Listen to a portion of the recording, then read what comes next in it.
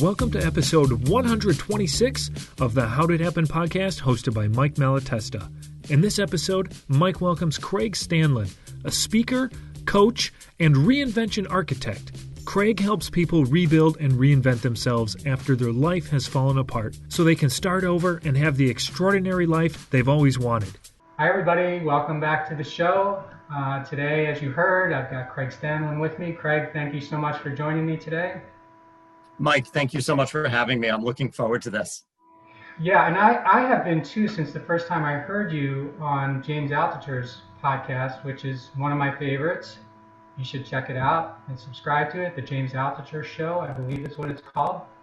And James interviews all kinds of people from all over the world on all kinds of topics. And he's a very unique interviewer, let's put it that way. He's a lot different than me and most, but in a very interesting way. But anyway, I'm listening, and he's got this fellow on who's talking about really falling off of a cliff and then figuring out a way to get back up. And I've fallen off cliffs and gotten back up, and I was like listening to Craig, and I'm thinking, I have to try to connect with him, and whether he wants to come on my show or not, it doesn't matter. I want to try to connect with him. And unfortunately, I was able to do that, and not only that, but he agreed to do the show. So I'm definitely super grateful for that, and we're in for one hell of a story and a lot of great lessons today too. So, Craig, I start every show with the same question, and that is, how did it happen for you? I love that you start every show this way. I think that's such a great question. And to answer that, I'm going to bring us back to 2012. So in 2012, I had what most people would say was it all. I owned multiple homes. I had a successful career as an executive salesperson in the technology field. Was married to an unbelievably incredible, amazing, beautiful woman. Drove really nice cars, wore really nice watches, ate at the finest restaurants. It really looked on the outside like I had it all. And really what was happening was I didn't feel worthy of any of that success. I didn't feel worthy of my wife. And my identity, who I was becoming and who I became, it was those nice cars, it was those nice watches, it was the multiple homes, it was the fancy career. And that became who I was as a human being. That's how I showed up. And my identity was so inextricably interwoven with those things that I would do anything to preserve that. So the technology that I was selling was starting to become more commoditized. So the margins were shrinking. So my paychecks were shrinking. Now that threatens my very identity and who I am. I started looking at our partner company's warranty policy, and I saw something that I could exploit for my financial gain. So I started doing that. Then on October 1st, I was only 2 weeks into my brand new job. Our biggest competitor had wooed me away. And I walked into the office about 8:45 in the morning on a Tuesday, and I'm setting up my desk, and I look at my cell phone, and I have a missed voicemail. I'm a little confused how I missed it. I was holding my phone the entire time, and I put it up to my ear, and I listened to it. And it was the following. Mr. Stanland, this is Special Agent McTiernan with the FBI. We are at your residence and have a warrant for your arrest. You need to call us and come home immediately, or we will issue a warrant with the federal marshals. And that is the catalyst of where I am today. That is how it all began. That's the day that my life changed. That was that cliff that you were talking about. And okay, so that's a voicemail nobody wants to get. It's probably a call. So I'm thinking to myself, do you think it would have been better if you picked up the phone or got the voicemail? What would have been, because both of them, I'm sure, neither of them were things you would want to do, I suppose. But I'm just curious, like, if you've ever thought about that, like if I actually picked up the phone, would I don't know. I've never thought about it until just now. And for some reason, part of me thinks it would have been slightly better had I gotten the call and I had picked up.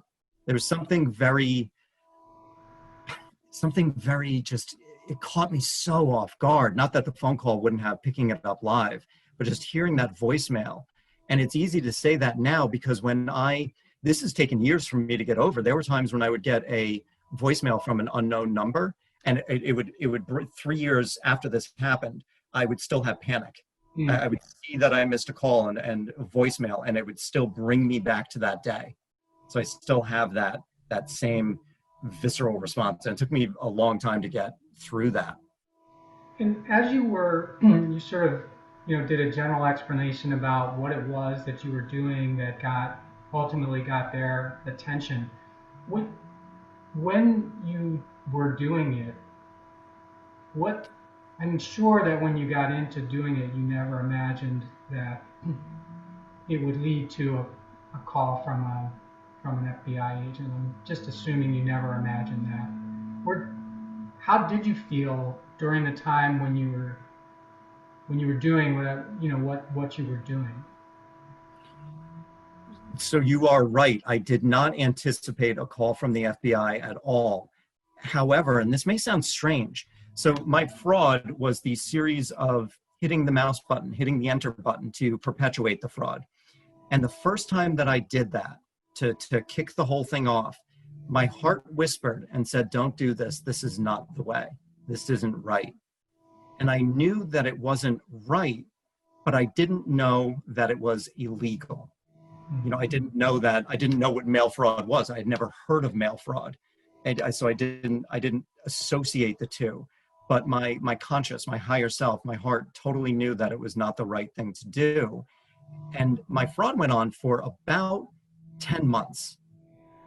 So that is a series of choices. That is a series of mouse clicks and hitting the enter button that probably runs into the thousands, if I was to really think about it.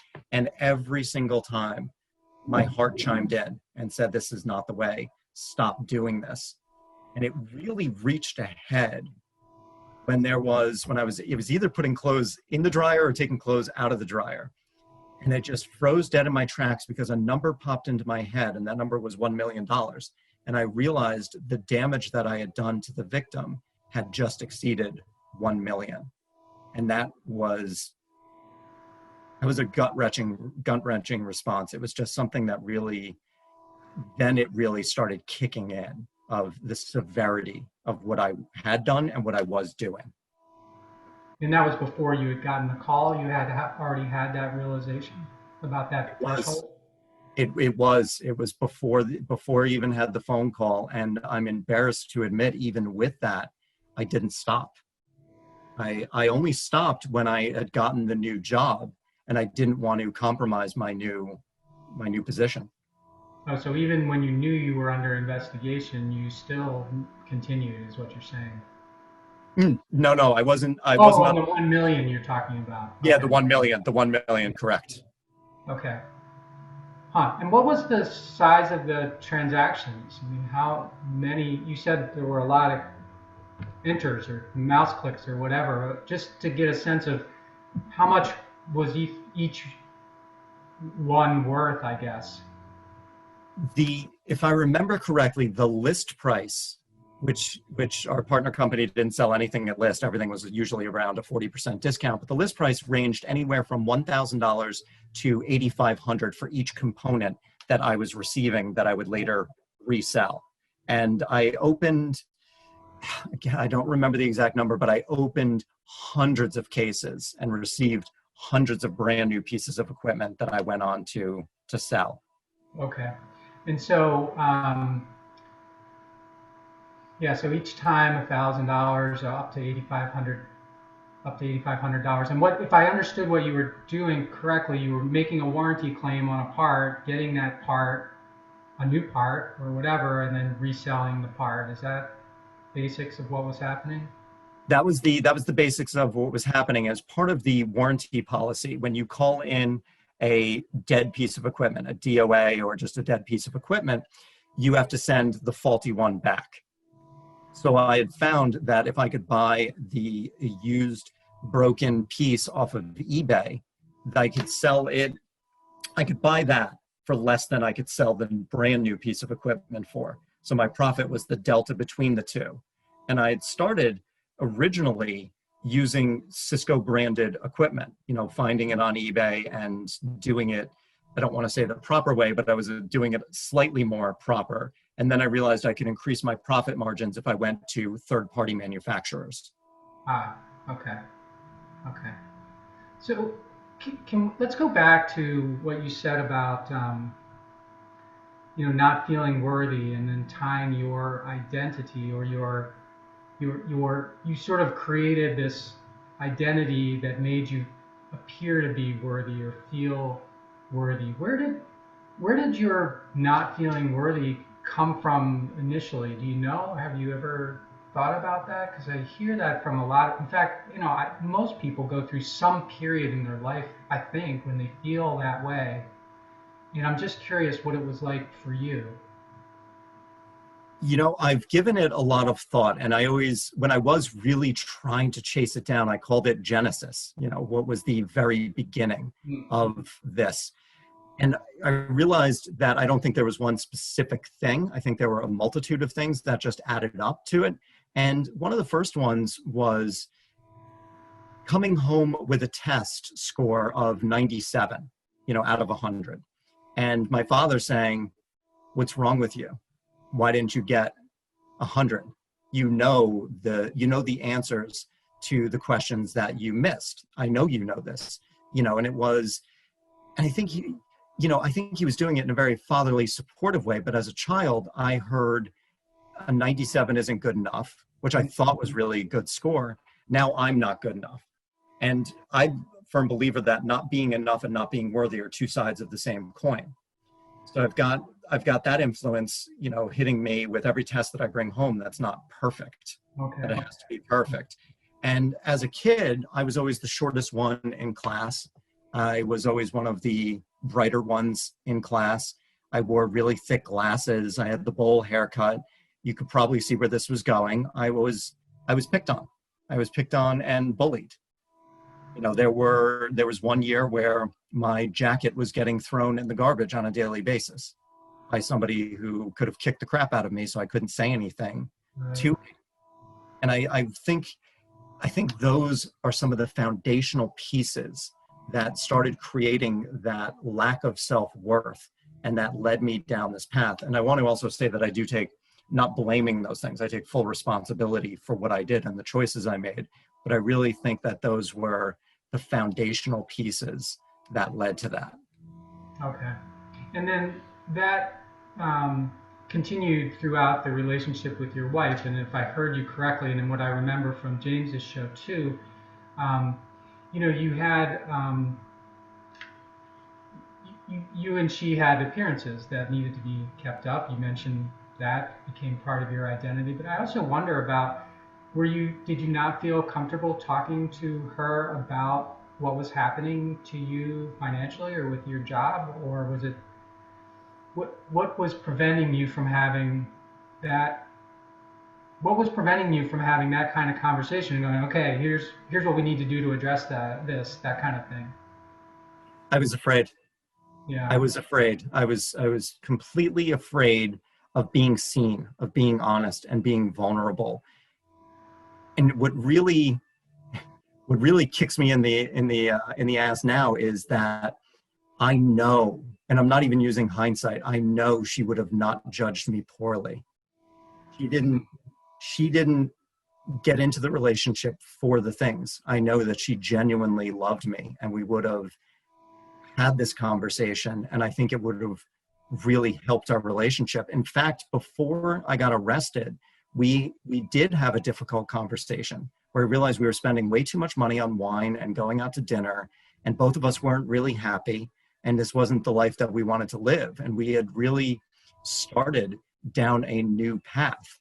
And it was a great conversation, but I didn't come clean because I was afraid to come clean. You came maybe partially clean or sort of clean, and you thought, or were you just like, what?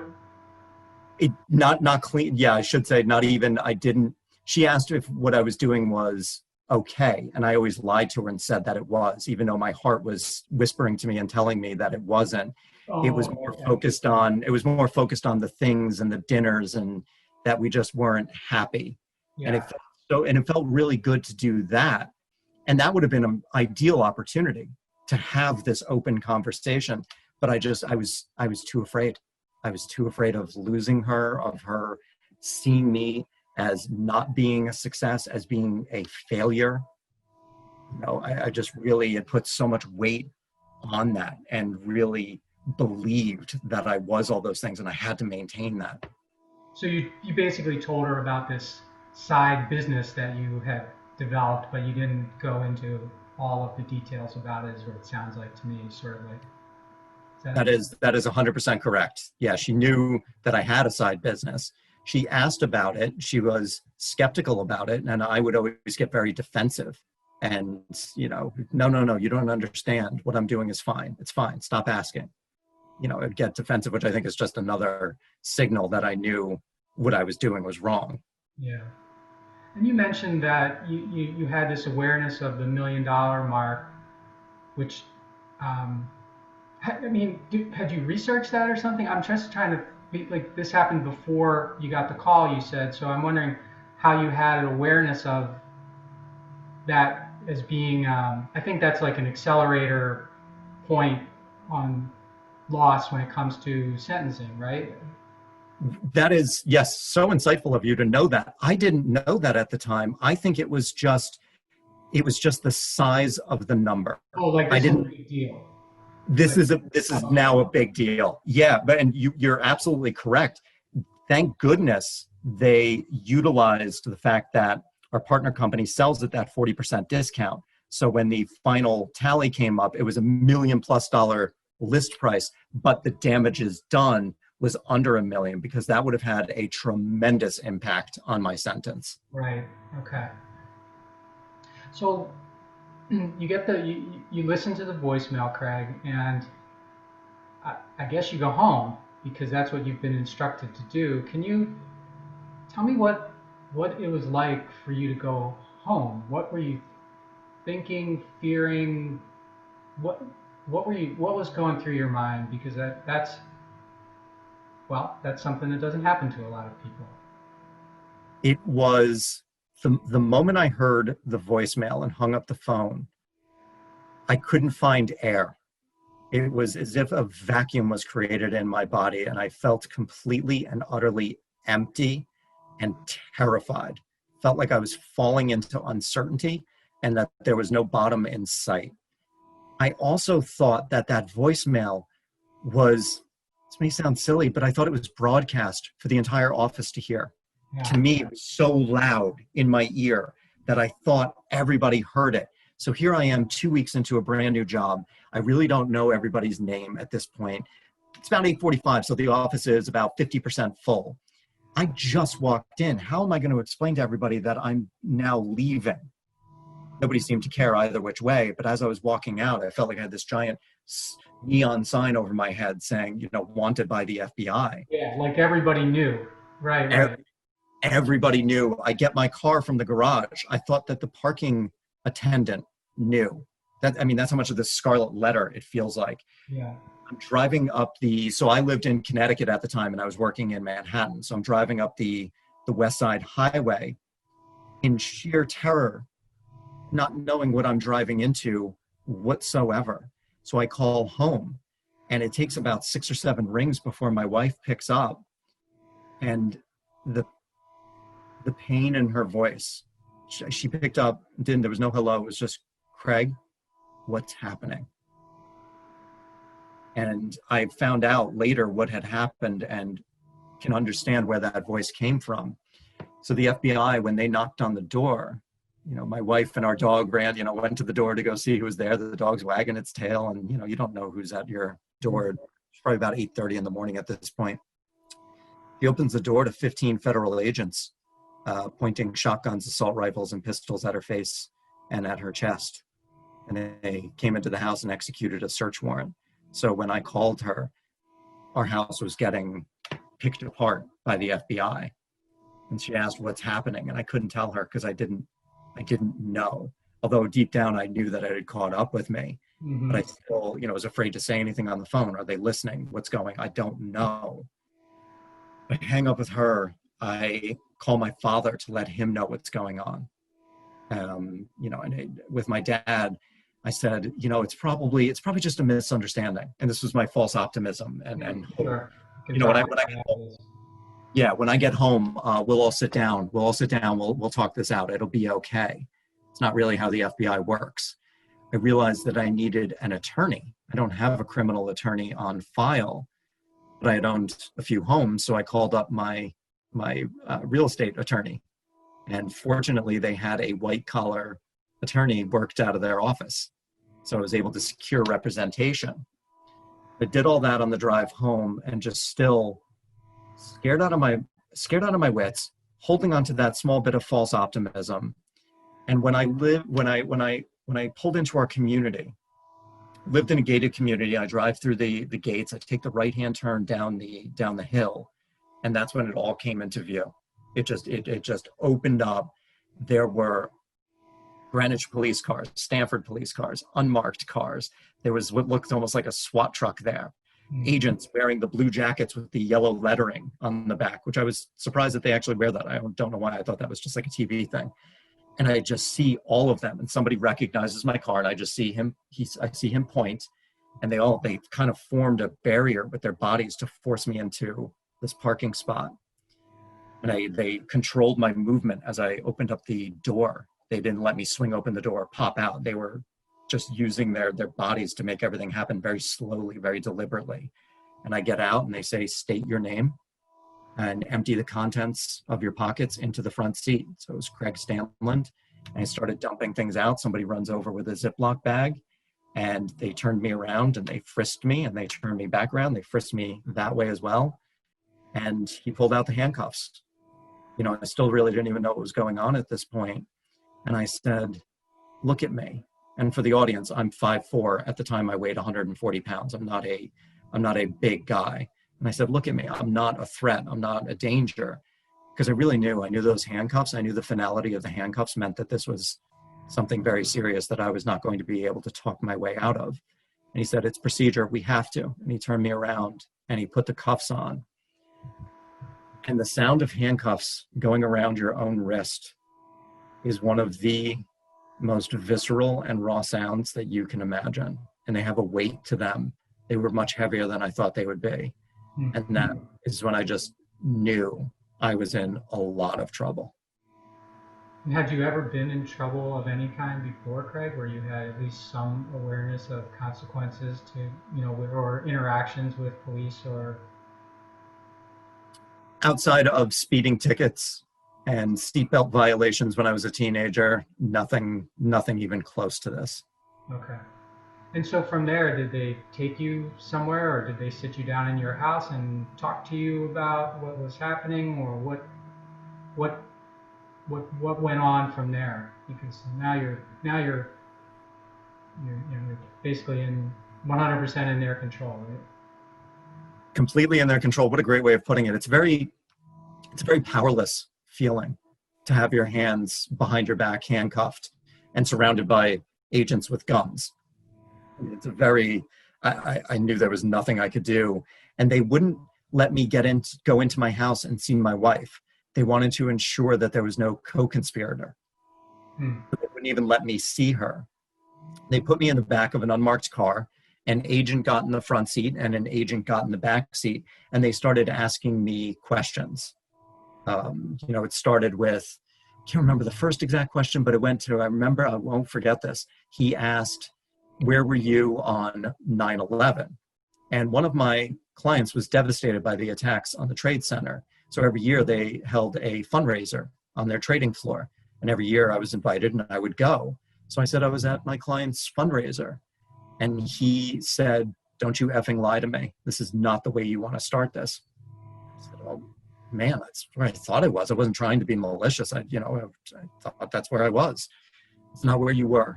All right. I said, but then I don't remember. And he then said, he's like, who else is involved? So nobody else was involved. Don't lie to me. This is not how you want to do this. Do not lie to me. Why are you lying to me? There's no way that one individual could do a fraud of this size. It's physically impossible. There's no way that one individual could do it. And I said, I'm telling you the truth. Nobody was involved. He said, how about that pretty little effing wife of yours? And I got so angry. If I could have, I would have punched him in the face. But here I am in the back of an unmarked car with my wrist behind my back. And I said, no, she had nothing to do with this. You must understand that. She didn't know what I was doing. She had nothing to do with this. Well, we found multiple toothbrushes in your bathroom. Can you explain that? We have guests over all the time and we keep spare toothbrushes for them. Why do you keep lying to me? You know, I mean, he really was just trying to get me to a point. And I realized this was not going in a good direction. So I invoked my right to silence. Mm-hmm. He told me, he said, are you sure you want to do this? Because if you do this, I cannot help you going forward. This is probably not the smartest move for you. Do you want to do this? And I said, I do. And he asked me why. He asked my permission. He said, can I ask you one more question? I said, yes, you can. Why did you do it? And the first thing that came to mind was I needed the money. That's what I said. I needed the money.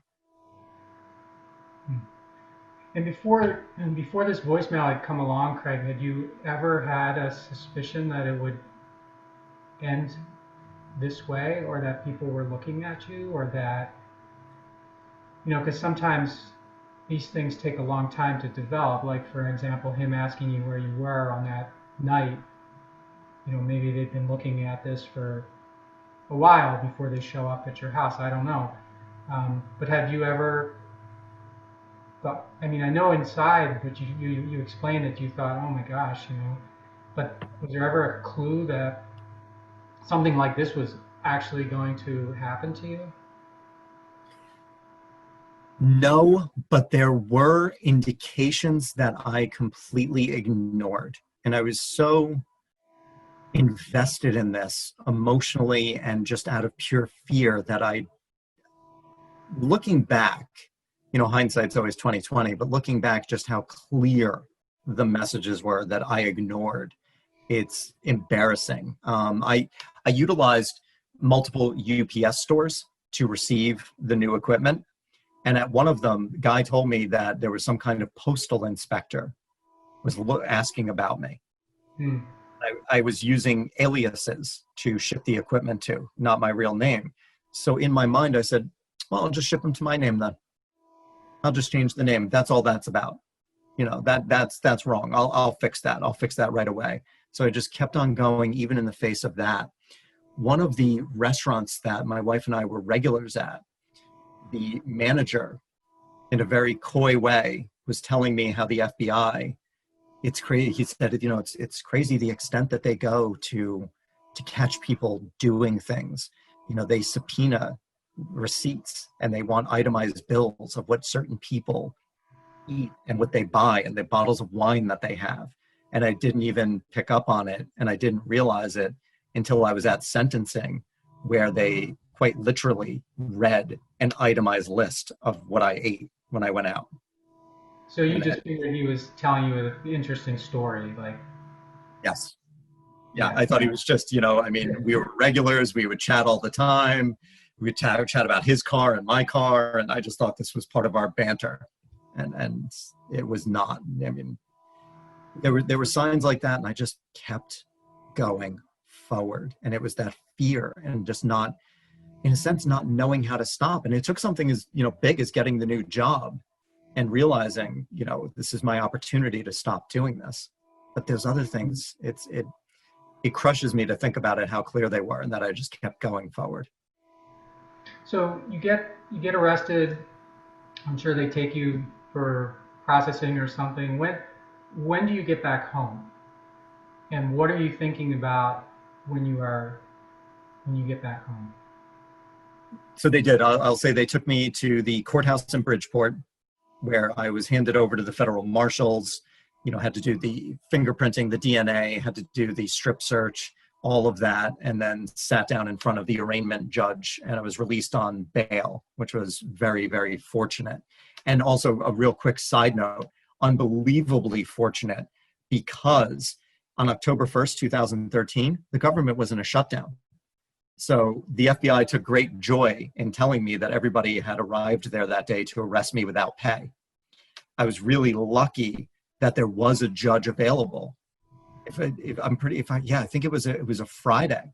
So there was a judge available when the government is shut down, and they were able to do that, because otherwise I would have been put in the tombs for at least over the weekend. So I was fortunate that all that happened. Get released on bail. I drive with my wife home, and it's just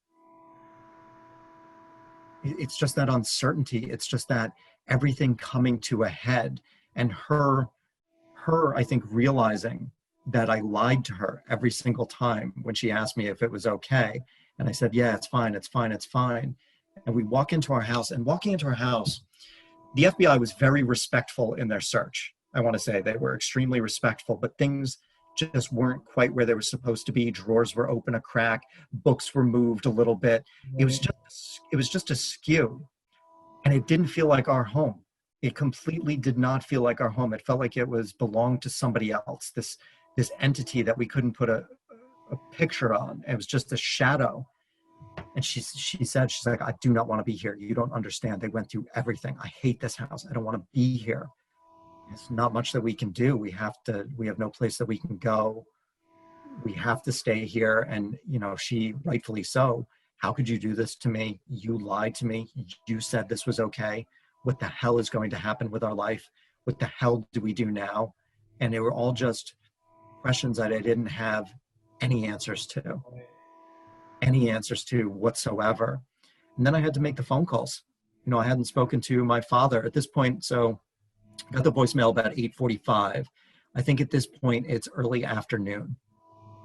And, my father hadn't heard from me in a few hours, just knew that the FBI left a voicemail. So I had to call him and explain everything that happened. I had to call my mom, my aunt, my father-in-law, everybody. I resigned from my brand new job, and they wouldn't accept my resignation. My boss was so nice. Whatever's happening, it's going to blow over. Don't worry about it. Take whatever time you need. We're so happy to have you on board that you can take whatever time. And I said, you're not, and I didn't want to tell him. I didn't want to tell him exactly. Right. I didn't want to tell him the real reason, because I knew that I was arrested for one count of mail fraud, but I still didn't know the details, and I didn't want to speak about it. I thought my phones were bugged. I wasn't sure if I said anything to him, if it could be used later. I didn't know. I was just so paranoid, so I didn't tell him anything. And he just said, hold on, we're going to be okay. We'll hold out for you. And it was just, that was really the start of such a hard time in my life, because of the uncertainty, because you don't know. Your life is no longer your own, and you don't know what's going to happen. And what about I guess you've also got this whole, what are my neighbors saying about us? Because these kinds of things don't happen in this neighborhood, I'm assuming. I'm just assuming, but I've been to Greenwich, and things like that don't happen in Greenwich. Maybe in Bridgeport they do, but in Greenwich they don't, right? So you got that going on. And then there's this period of time, I suppose, between that day and whenever this thing makes progress to you finally being sentenced. And I don't know how long that is, but there's a period of time, probably longer than you thought it was going to be. What are you doing during that time, Craig? Trying to figure my life out, and trying to figure out that what are we going to do without my income? How are we going to keep this? How are we going to keep our home? How are we going to keep a roof over her head? There's a very real chance that I was going to go to prison. We didn't know. There was, my attorney said, based on the dollar amount of the crime, your sentencing guidelines are 27 to 33 months. You're a first-time offender. I said, I'm not making any promises, but probation could be an option. Mm-hmm. That is something that's available, or you're going to go to prison for anywhere from 27 to 33 months. So it's just pure uncertainty. And we knew, I'd lost my job. I knew that I wasn't going to be able to ever work in that industry again. My wife had just started a vintage furniture business. So we put everything into that. We put everything into that. She had started, I don't want to call it a hobby, but she had started slow. She was dipping her toes in the water, and it was going well. But now it became, this has to work, and we have to make this a reality for her to keep a roof over her head. So that we were going to estate sales and flea markets and tag sales and just driving all over the tri-state, buying a ton of furniture, reselling, painting it, sanding it, cleaning it up, whatever it may be, and just turning things over as quickly as possible, trying to make this a viable business, all the while with the shadow of prison looming over us. And it was just, it's living a life that's not yours, really, is what it is. Right. And so they hadn't frozen your bank accounts or anything then, obviously, if you could conduct business. So that's a blessing, I suppose. It was an absolute blessing. And she was doing, it was her stuff. So that helped as well. It was her business. So that really helped. And what was the period of time, Craig? And then what ended up happening to you? This is a good question, because I think a lot of people don't understand how the judicial system works, that it can take a decent amount of time for these things to actually come to a head. So I was arrested on October 1st. I pled guilty to that one count of mail fraud in mid-January of 2014. Then I had to wait until mid-June for sentencing. And I ended up getting 24 months of federal prison. I got 3 months less than the guidelines because I had closed my 401k and made an immediate payment of $100,000 towards restitution. Mm-hmm. And I had also sat down with the victim, and I told them exactly how I did what I did. And I told them some other areas that other people could exploit, and to be mindful of those. So those two actions, in a sense, got me a 3-month reduction. So I got sentenced to the 24 months, and then it was... You pled guilty you didn't go to trial, you pled guilty, is that correct? I pled guilty. I tried fighting it in my head, and I would say to my attorney, I'd be like, I was picking at the smallest things. There were typos in the documents, and there were things that weren't quite right. And I said, what about, that's not right. Let's fight this, but I didn't do that. I did this. And he just looked at me. He's like, you're guilty. He goes, and if you fight this, you're going to get a much more significant sentence. The government does not like when you fight, and they will make you pay because they know you're guilty. Like, you're guilty. So I just said, fine, I'll do that. I'll plead. Okay. And so the day of sentencing comes. You said they read all this stuff that they have. Then you sit there or stand there, I guess, and you take all that in. The judge gives you your sentence. I'm thinking they probably didn't take you away right away. They probably gave you some time to get ready and show up somewhere at a certain day at a certain time, or was it different than that? No, you're 100% correct. So I got sentenced. I was able to go home, and I had about 2 months before I had to self-surrender to prison. And so that was just 2 months of pure scrambling, of trying to think of what could possibly need to be done in 2 years that we can squeeze into 2 months. It's mostly focusing on her business and making that a viable thing, making sure just that she has all the passwords to things, and I mean, just crazy things that we start thinking of, like, creating documents because I handled all the finances. So even, the common charges for our home, I took care of all that. She didn't, know what account it came out of, and just trying to, say this comes out of this account, that does that, this does that, and passwords for everything. And, I had the multiple homes, which I rented out. So it was, telling her a little bit about those, and just, really just trying to jam a 10-pound sandwich into a 5-pound bag. I mean, it was just really nerve-wracking and frightening. And how about you mentally? How are you preparing yourself for this inevitability that you're not prepared? No one is probably prepared for, that hasn't been there before, I suppose. In the beginning, right after I was arrested and I knew that prison was a possibility, I didn't know the different kinds of prisons that are out there. And my pretrial probation officer told me as she was trying to do me a favor, but she said, do not research prisons. It's only going to serve to frighten you. So don't look into anything. Don't research anything. It's only going to scare the crap out of you. So don't do that. So I didn't do that. And I assumed that I was going to be going to the prisons I see on TV. And being that I'm not a large person, for those first several months before I realized I wouldn't be going to one of those prisons, I thought I was going to get raped and beaten every single day. And I lived with that fear for months at a time. And then I was really fortunate. One of my neighbors, he read about me in the paper, and he has a friend who runs something that's called the Progressive Prison Ministries, which is an organization for white collar criminals, and it's a support group. And he said, I think you should reach out to my friend Jeff and talk to Jeff.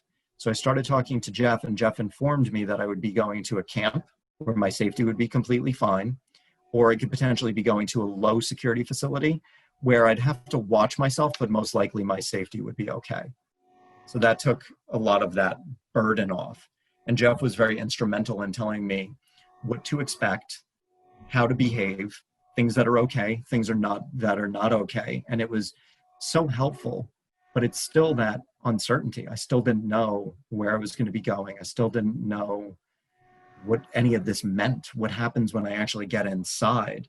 So I was trying to prepare, and I was also simultaneously burying my head in the sand and drinking far more than I should ever drink, and just drinking myself to points where I would curl up on the kitchen floor and just start crying over what I had done, and thinking about my insurance policy, and that my life insurance policy, and that my wife and my sister could benefit from those things, and they could do a lot with that, and they could live their life.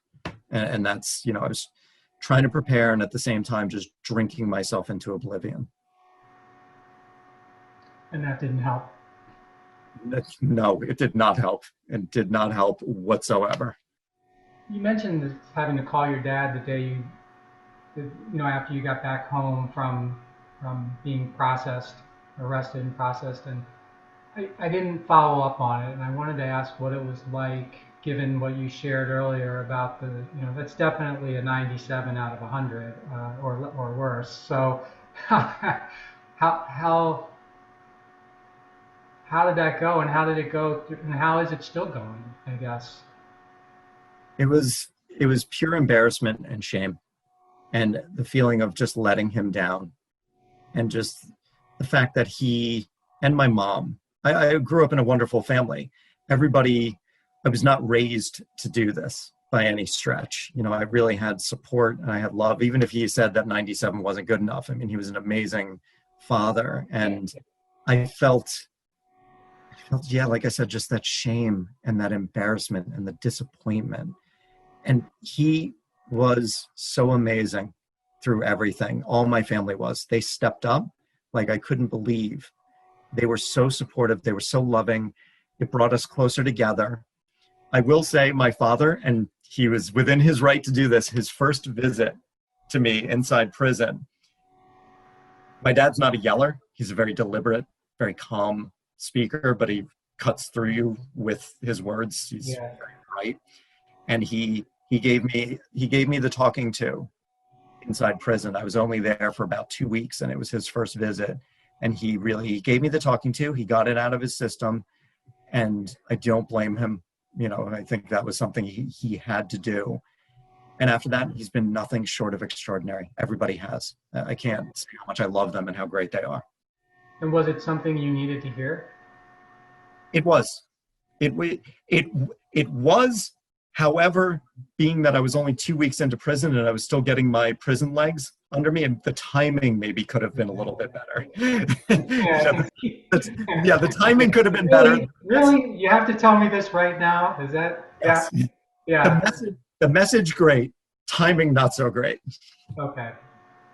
So I want to get into what you're doing now. I guess the last thing, I do want to kind of put a bow on this, and have you ask you about the lessons that you learned, both expected and unexpected, while you were in prison, that have led to, sort of your reinvention. I mean, you call yourself a reinvention architect now, and by the way, I think that's a fantastic way to describe what you're doing. But can you tell me about that? Yes, I can. And that will be, so I'll backtrack just a little bit because I'll bring you to my real rock bottom. And it came down to, as I'd said, that I was suicidal when I was home and drinking myself to oblivion. Well, that suicidal ideation really didn't leave me when I was in prison. It was still always in the back of my mind. And it was December 22nd that my wife told me she was leaving me. I was inside the prison. Of the year of 2014? 2014. So I was about, a few months into my prison sentence. And she told me she was leaving me. And I really, at that point, I was so consumed by shame. I could see the pain in her eyes. And I really believe the reason that we're on this planet, the reason humans are on this planet, and the greatest gift of being alive is love. To be loved, to love someone, to just experience love. And when I saw the damage I had done to her, I truly thought that I had destroyed the greatest gift that we have of being alive. I thought I destroyed love. I realize now that you can't destroy love, but at the time I thought that I did. And I said to myself, I'm not worthy of love ever again. I deserve a lifetime of punishment for what I have done. And I was consumed by shame. And it got so bad that my brain created this short video of what my own suicide would look like. And it was me in the basement of one of my homes, walking in. I have a black hood over my head, and I sit on this chair, and I pull a pistol out. I don't know where it was hidden, but it's there.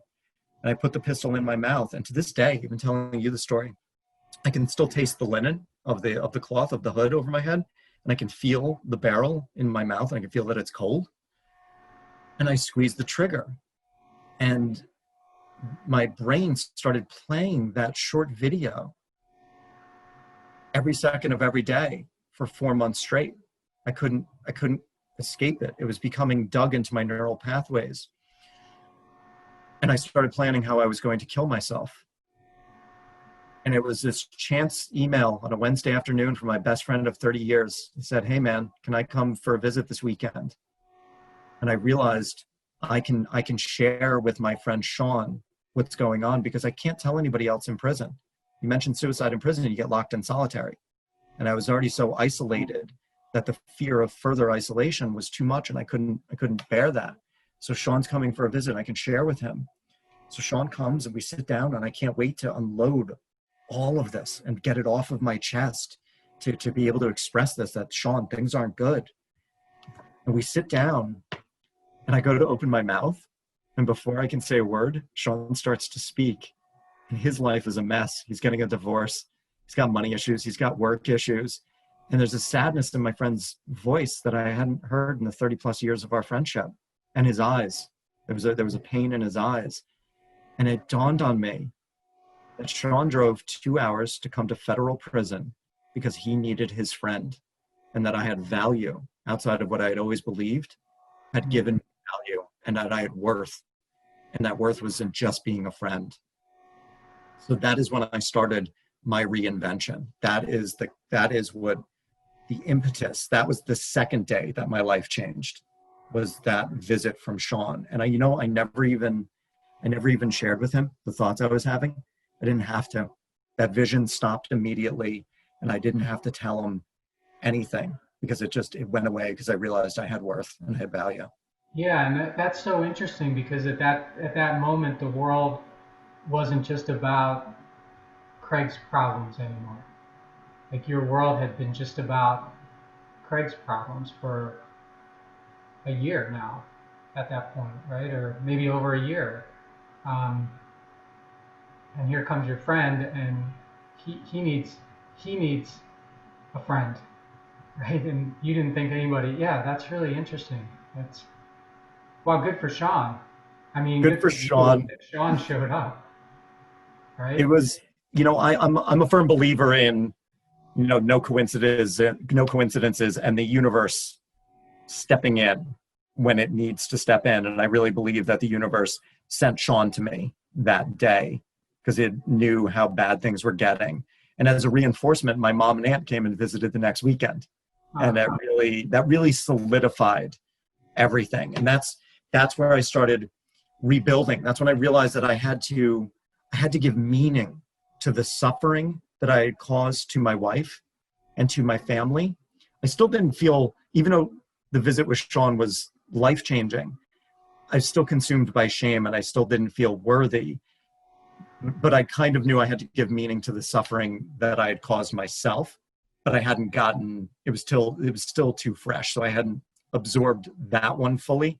It was more, I have to give meaning to my family and to my wife, my ex-wife at this point. And when you went to prison, did you think that there was a chance that she would leave you? Had you ever talked about it before, or was it a complete surprise when she came and saw you and told you that? It was something that I felt was going to happen. Okay. I did. It wasn't anything that was talked about explicitly, but it was something that I said, I couldn't see how we could survive it. I just couldn't see. And was there anyone else that you met while you were in prison that helped you feel worthy, or that, was someone that gave you the encouragement that you needed to think that you had a future once you got out? So I met some of the most interesting, wonderful, amazing people inside prison. Everybody was supportive. We're all in the same boat. So there's a community, that is formed of everybody. Nobody wants to be there. Right. And almost everybody's life is ruined. And, some still have money, some still had their families and everything, but it was just, we shared that common experience. So everybody was supportive. They were amazing. I wouldn't say that I still was just so consumed by that shame and unworthiness. They were very supportive, but I wasn't. The kindness that people extended to me actually burned because I was so consumed by shame and worth that it actually, anybody who was nice to me, friends, family, anything, it burned for a while. It was just a really uncomfortable feeling. Huh. That's a really strange reaction to someone that it burned, right? For I wouldn't think of that, but yeah. Huh. Well, I appreciate you sharing that, because that's making me think now about a bunch of different things. But okay. So you get out, and now you're ready to move on. 2 years, and then what was that? 2014, 15, 16. Okay, so you've been out for 4 years or so, and you said you had a halfway house, and I don't know if that was part of the 2 years or after the 2 years. But like I was asking you earlier, when did you start thinking about what your future would be like? I started thinking about it in prison, and that's when I really started rebuilding. And I didn't know what the heck I was doing. I didn't know what my future would look like, but I knew I had to do something. So I dove into self-help books. I started journaling like crazy. I started expressing gratitude. I was meditating and jumping into that. I was building what I now realize was I was building a foundation that everything else would be built upon. When I was on James's show, James said it really well. I was clearing the meditation, the gratitude, and the journaling. I was clearing the decks. I was clearing the mental space and creating room for what was to come. And I didn't know what was to come, but those three practices, I still do them every single day. I mean, I haven't missed a day in 6 years.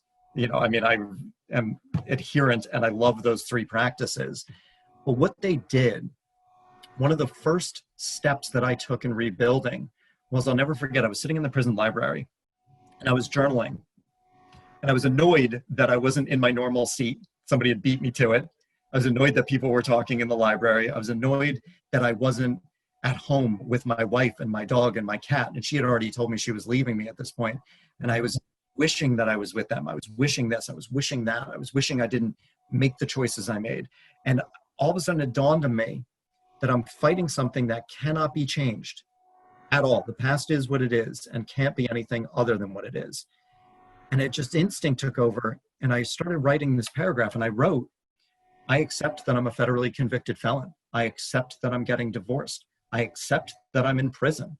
I accept that my finances are in ruin. And I just went on and on of all these things that I accepted that were reality, that were, true as true could be.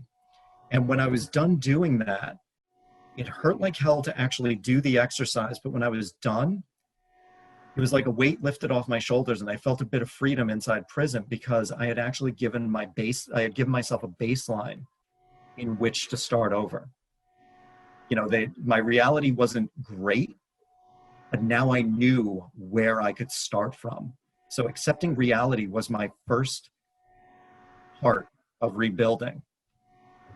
And that you can't, you're accepting the reality that you can't change. And so because I think maybe before you were sort of wishing, like maybe we all would have been wishing that we could still change that reality. It wasn't a permanent reality. It was a temporary reality or something. Yeah, that's exactly right. I was wishing for everything to be different. I was trying to, my writing was focused on the past and trying to make it something other than it was. And now that I had this baseline, although it stunk, I could change my thinking and say, well, and I remember writing this in my journal. I wrote, well, this is my life now. What am I going to do? And that really opened up just the avenue of, okay, what's next? And that actually led me into accepting responsibility. Yeah. That led me into accepting responsibility, because all that wishing, I was still playing the victim, wishing things were different, wishing that the government hadn't done this, wishing that the FBI agent hadn't said this, all these things, and playing the victim of everything that had happened. And I stepped up and I said, and I wrote another paragraph, I accept responsibility for everything. And I broke everything down. And again, when I did that, pure freedom. And then that accepting responsibility, not only for the past and what I had done and the choices I had made, but that responsibility turned into, again, that question, this is my life now. What am I going to do? And it transformed a little bit. What am I going to do with what's left of it? So it was accepting responsibility that I'm the captain of my ship and I can determine where this is going to go. I'm responsible for what I do and the choices I make, which led me to the next one, which was accepting choice and understanding that everything is choice. Everything is a choice. Everything we do is a choice. It's very easy to say, I have to do the laundry. I have to do the dishes. No, you get to choose to do the laundry. You get to choose to do the dishes. There are consequences. If you don't do certain things, but embracing that everything is a choice, it gave me a sense of agency over my life. Those three, I call them, I didn't know I was doing this at the time, but now I can look back and see that those were my three definitive first steps to reinventing. And did that also help you get rid of that neon sign, that you thought everybody's looking at you and essentially they know what's happening and they're judging you and stuff? Did that also help you say, not only can I not change my reality, I can't change my past, but I also can't change what people think of me, and all I can do is show you who I am now going forward? That came much, much later. Okay. That came through a lot more deep inner work. That stigma of being a federally convicted felon was with me for years. And quite frankly, I started becoming very comfortable with it around last year, when I had actually, so after prison, I had 3 years of supervised release, which in the federal system is probation. And I just came off that of May 2019. So when that happened, a lot of that stigma went with it. And I felt very comfortable with myself, and I felt very comfortable sharing my story with people. But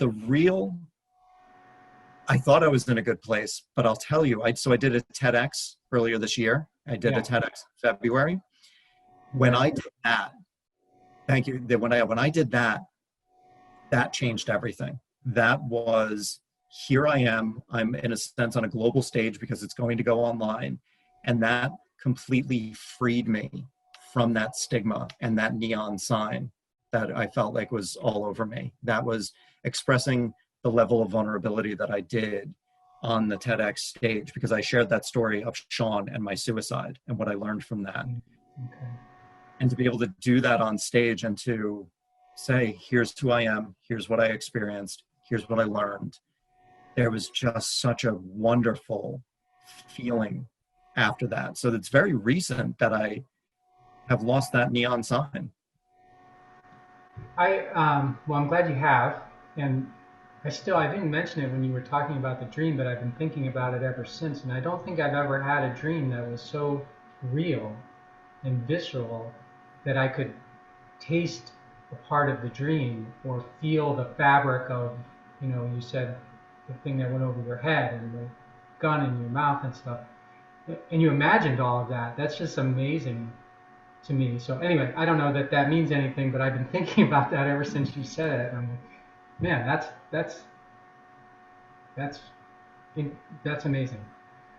So your book, you're writing a book, and you which is another cool thing that made me want to hook up with you, because I'm writing a book now too. I didn't fund it the way you've funded it, but I think, can you tell us about the book and what you're trying to accomplish with it, and your new, you're a new person now, and your goal is to be a coach and help people that maybe have been to prison, maybe not, but are in a spot in their life that maybe they don't know how to dig out of or climb out of. So the book was a huge part of my journey, was writing the book. It was extremely painful to write it, but it was extremely cathartic as well, to experience everything again, to go through the arrest, to go through the divorce, all of those things, to get it all on paper. And I wrote the book, for the sole purpose of helping one person, of helping the one person who feels right now how I once felt. It's a memoir. I wouldn't call it self-help, although it's got some avenues down that road a little bit, but it's just a memoir. And it starts with that voicemail. It starts right from the voicemail from the FBI and just chronicles my fall all the way to rock bottom and how I have reinvented my life since then. And I took about 5 years, 8 drafts to write it. It's ready to be published. I decided to self-publish, and I decided to professionally self-publish.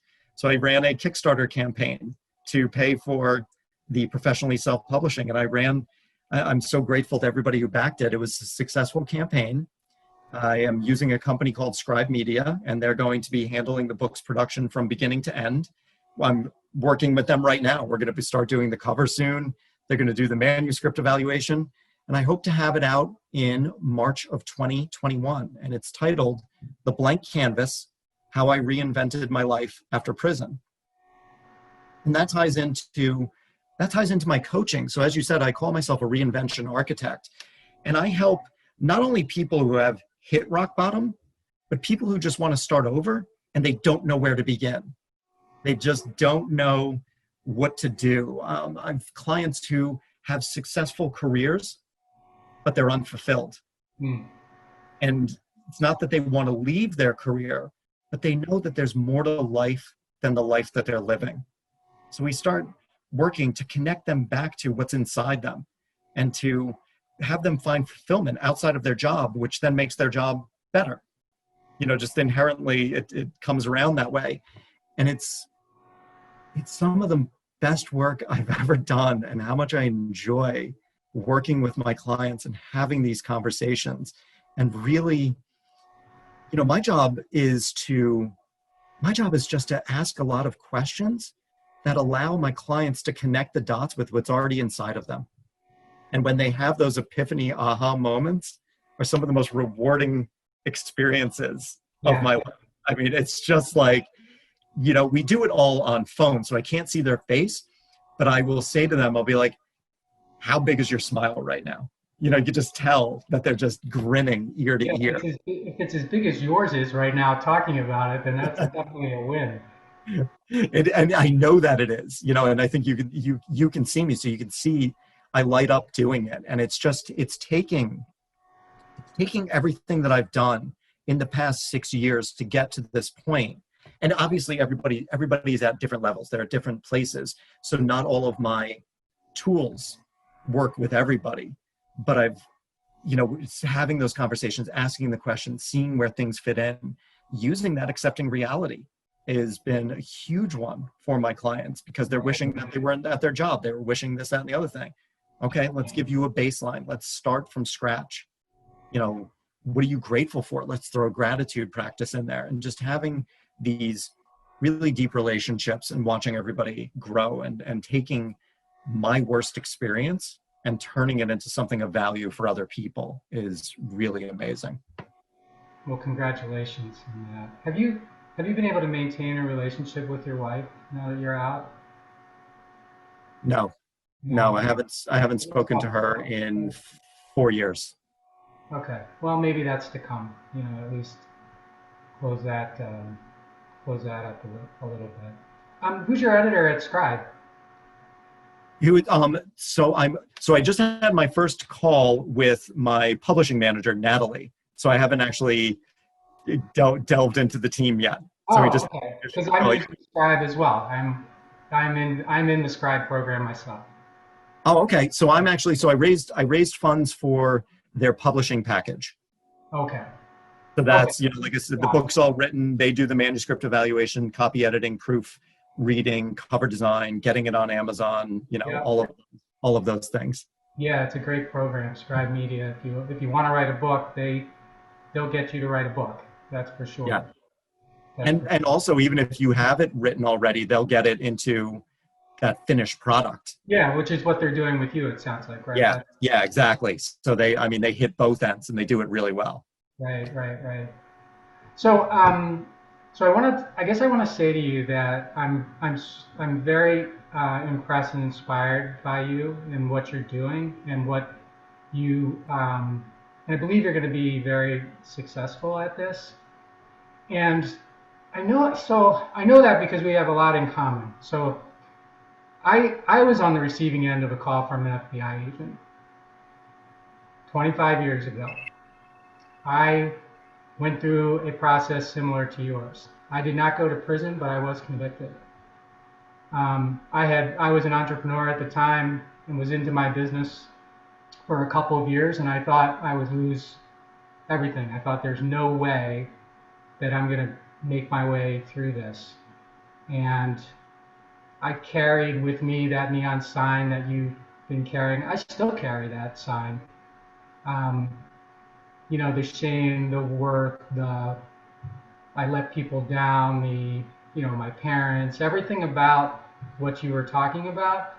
Not everything, but because no two stories are the same, but there's a lot of connection there. And that's another reason why I wanted to talk to you, because I was very, very fortunate, even though nobody wants that to happen. I was fortunate that it happened to me because it made me really think differently about what I was doing and why I was there to do it. And I was so lucky to have people around me who supported me through that, because I wouldn't have made it otherwise. But on that, but it's been a long track, as I said. That was a long time ago.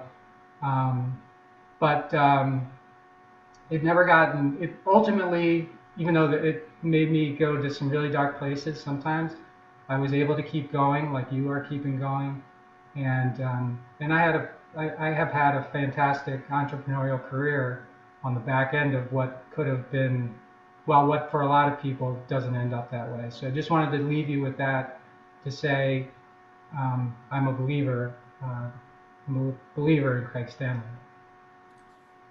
Thank you so much for that, Mike. That means a lot. And also, I want to acknowledge you for just sharing that story and that neon sign that you still feel. Yeah. The more you share that story, the less that neon sign is going to shine. And I really am a firm believer in that, in sharing our stories. And that is how the stigma goes away. And it's what we've done with the story and who we are now and how we can help people with the story. And I think I just want to congratulate you and acknowledge you for what you've done with your life. And like I said, sharing it right now. I think that it's amazing, because not a lot of people go through this stuff and it's hard to relate to it. But what's also very interesting is, even if somebody hasn't been arrested by the FBI and gone to prison or not gone to prison, shame feels the same for every single one of us. Our paths to shame are unique because we're unique, but the feeling of shame, and any emotion for that matter, are basically universal. Now, if I say that I feel shame, you're going to know what that feels like. You're going to know that my stomach is empty, that my heart is tight, and that my cheeks are flush, and I just want to rip my own skin off. That's something that is universal. And I think when we share our stories and we get to the emotions behind them, that's where we really start not only helping ourselves, but helping others. Well, I thank you for that. And I just want to say thanks for sharing your amazing story today, and for the strength that it took for you to get here. And I'm really high on you. So really appreciate it. And this has been a great show. Mike, thank you so much. This has been an absolute pleasure. Thanks for listening to this episode of the How Did Happen podcast, where we believe that success doesn't happen unless you make it happen. You can subscribe to the podcast on Apple Podcasts, Google Podcasts, Stitcher, or wherever you like to listen. And while you're there, please rate it and leave a comment as well. I'd love to hear your thoughts about the show, ideas for future guests, or whatever you'd like to share. And of course, you can always find me at mikemalatesta.com. See you next time. Thanks again for listening to the How Did Happen podcast.